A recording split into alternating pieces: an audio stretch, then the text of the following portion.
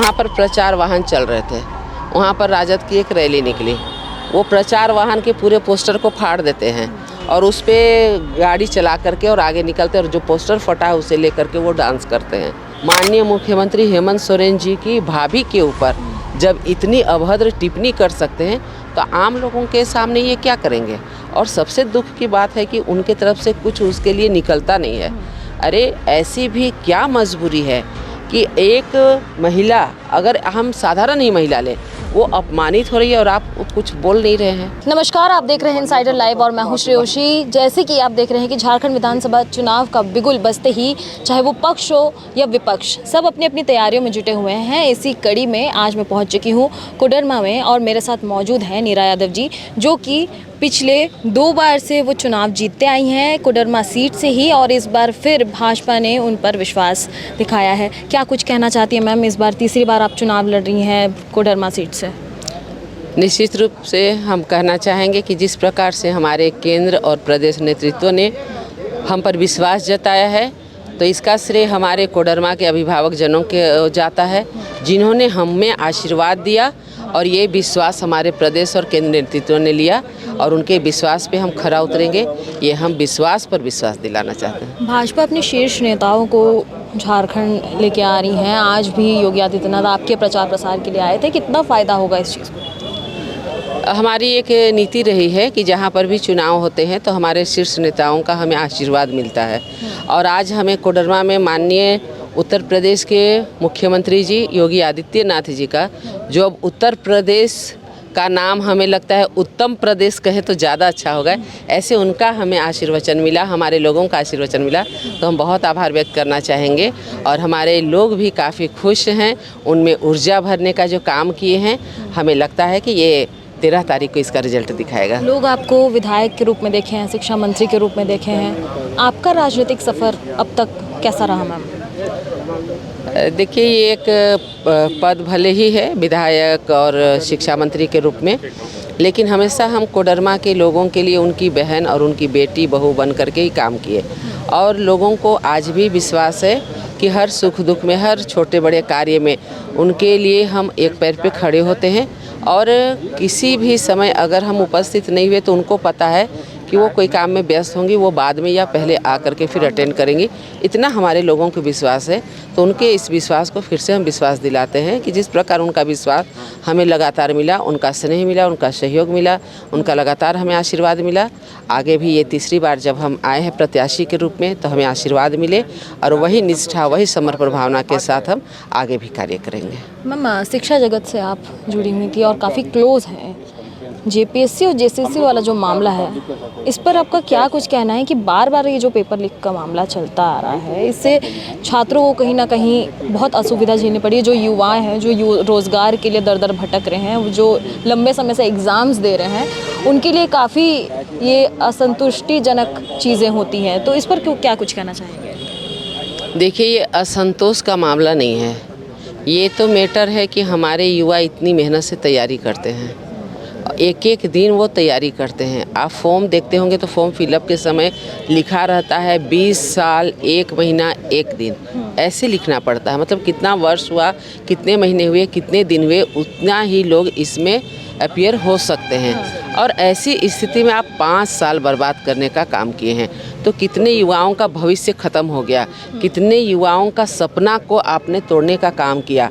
तो इसलिए हम युवाओं से ये विश्वास दिलाएंगे कि जो जेपीएससी की बात हो, सीजीएल एग्ज़ाम की बात हो, पेपर लीक की बात हो, हर प्रकार की जांच होगी और आपको न्याय मिलेगा।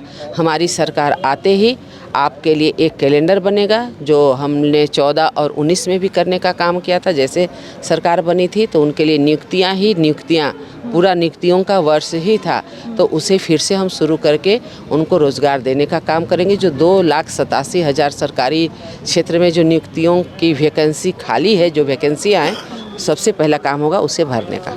लोगों का ऐसा डाउट है क्योंकि मौजूदा जो सरकार चल रही थी, उन्होंने पहले भी ये कहा था कि ये सारी नियुक्तियों में नौकरी दिया जाएगा, तो उनको अभी भी ऐसा डाउट है कि अब जो सरकार आएगी क्या उनका हर एक वादा पूरा होगा कि नहीं? नहीं, लोगों को विश्वास है, क्योंकि हम वादा नहीं करते हैं, हम तो भारतीय जनता पार्टी के हैं और हम भारतीय जनता पार्टी विश्वास दिलाने का काम करते हैं। वादा तो जो ये ठगबंधन वाली सरकार है वो करते हैं और वादा खिलाफ़ी करने का काम करते हैं। इसलिए लोगों को पता है कि मोदी जी जो कहते हैं सो करके रहते हैं।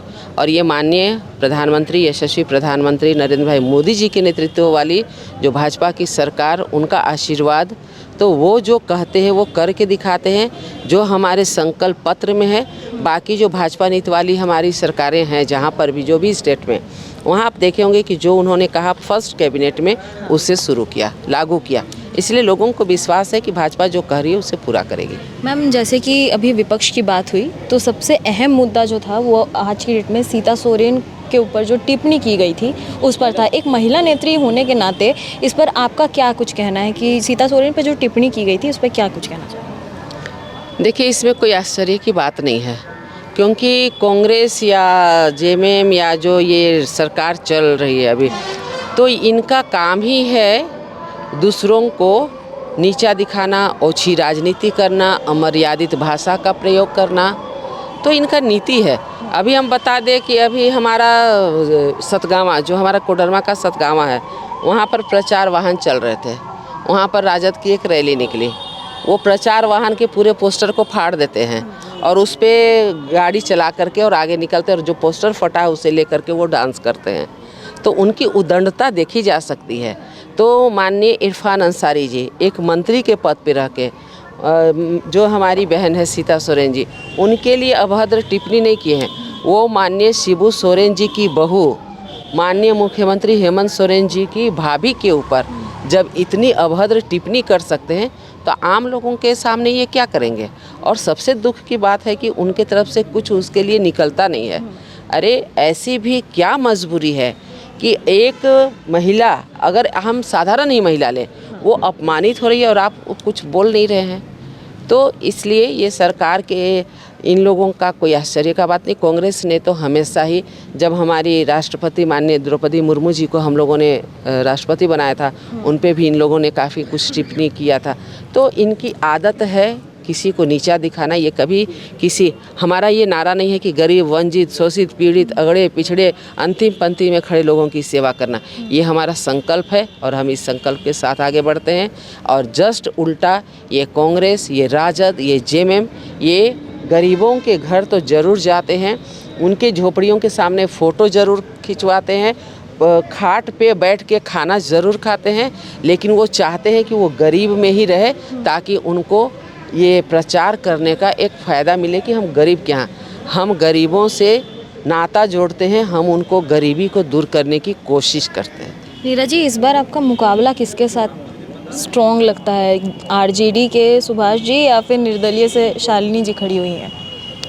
सच्चाई बताएं, हमारा मुकाबला किन्हीं से नहीं है। हम तो बस अपने सभी कोडरमा के देवतुल्य जनता का आशीर्वाद लेकर के खड़े हैं और दूर दूर तक कोई नज़र में नहीं है। सुभाष यादव का जो मनी पावर दिखाया गया है उसको आप कैसे उसका मुकाबला करेंगी? जनता धनबल पे नहीं जाती है, जनबल पे होता है और जनता हमारे साथ है, वो धनबल पे बिकाऊ नहीं है। और लोगों को पता है कि उन्हें क्या चाहिए, उन्हें सुशासन चाहिए, शांति चाहिए। और बहलिए आते हैं, बहुत दाना फेंकते हैं, लेकिन वो दाना चुगने वाले नहीं हैं। उन्हें अपने बच्चों का भविष्य की ज़्यादा चिंता है, उन्हें अपना भविष्य की चिंता है और कोडरमा के साथ साथ पूरे झारखंड में शांति व्यवस्था और भ्रष्टाचारियों को दूर करने की चिंता है। मीरा जी, मेरा आखिरी सवाल, इस बार के चुनाव में आपका मेन फोकस किस चीज़ों में है जो कि पिछले बार शायद आपसे छूट गया हो? निश्चित रूप से हमने कोशिश किया था कोडरमा को एजुकेशन हब बनाने का, जीरो कट बिजली देने का, हर घर में नल से जल देने का, मतलब जो बुनियादी सुविधाएं हैं चारों तरफ, चहुमुखी विकास, रोड का जाल बिछाने का और जो भी चीज़ें हैं उस सारी चीज़ों को करने का। लेकिन हमें थोड़ा अफसोस है कि अभी हमारी सरकार नहीं बनी और जो मेडिकल कॉलेज, इंजीनियरिंग कॉलेज या सभी प्रखंडों में जो डिग्री कॉलेज हमने खुलवाने का काम किया उसे हम स्टार्ट नहीं करा पाए। तो हमारी प्राथमिकता होगी पहले उसे स्टार्ट करना और ज़ीरो कट बिजली के लिए हमें लड़ाई लड़ना और उसके लिए हर हाल में कार्य करना। जो अभी हमारी सरकार ने संकल्प भी लिया है कि हम 300 यूनिट बिजली फ्री देंगे और ज़ीरो कट तो हमारा देने का ही वादा है, विश्वास है ज़ीरो कट देने का। तो उसे हम पूरा करेंगे। और साथ ही घर घर में नल से जल, जो हमारे प्रधानमंत्री जी ने कहा है कि हम बाहर से लोगों को पानी लेने के लिए अब मजबूर नहीं करेंगे, उनको में हर घर में नल जल योजना को हम करेंगे। फंड आके पड़ा हुआ है लेकिन वो चालू नहीं हो पाया है, लेकिन हम विश्वास दिलाते हैं कि जैसे ही सरकार बनेगी हर घर में नल जल योजना को हम पूरी ईमानदारी के साथ लागू करेंगे। जनता को क्या कुछ कहना चाहते हैं? जनता से आशीर्वाद मांगेंगे कि आपने 2 बार हमें आशीर्वाद दिया, हम यहाँ तक पहुँचे। उसके बाद जिला परिषद में भी आशीर्वाद दिए थे सभी लोगों ने। तो हम लगातार 3 बार तो राजनीति में, और उसके पहले से एक समाज सेवी के रूप में गरीब बच्चियों को पढ़ाने का काम, मतलब 25 वर्षों का हमने जो समाज सेवी के रूप में कार्य किया है, इस कार्य को हमने पूरी निष्ठा, समर्पित भावना और ईमानदारी के साथ, पारदर्शिता के साथ किया है। आगे भी हम पूरी निष्ठा, ईमानदारी, समर्पित और पारदर्शिता के साथ कार्य करेंगे। तो हमें सबका आशीर्वाद फिर से चाहिए, जिससे हम जो अधूरे सपने हैं उसे पूरा कर सकें। तो जैसे कि आपने देखा कि ये थी नीरा यादव जी, जिनसे हम साफ आज बातचीत की है और ये पता चला कि जो कार्य जो बीते कुछ सालों में उनसे छूट गया था वो इस साल ज़रूर पूरा करेंगे, चाहे वो शिक्षा जगत में हो, चाहे वो हर घर नल जल योजना के तहत हो, चाहे वो पावर बिजली को लेकर हो। बहरहाल अब तो ये देखने वाली बात होगी कि 23 नवंबर को जनता किसे चुनती है। तब तक के लिए आप देखते रहिए इनसाइडर लाइव।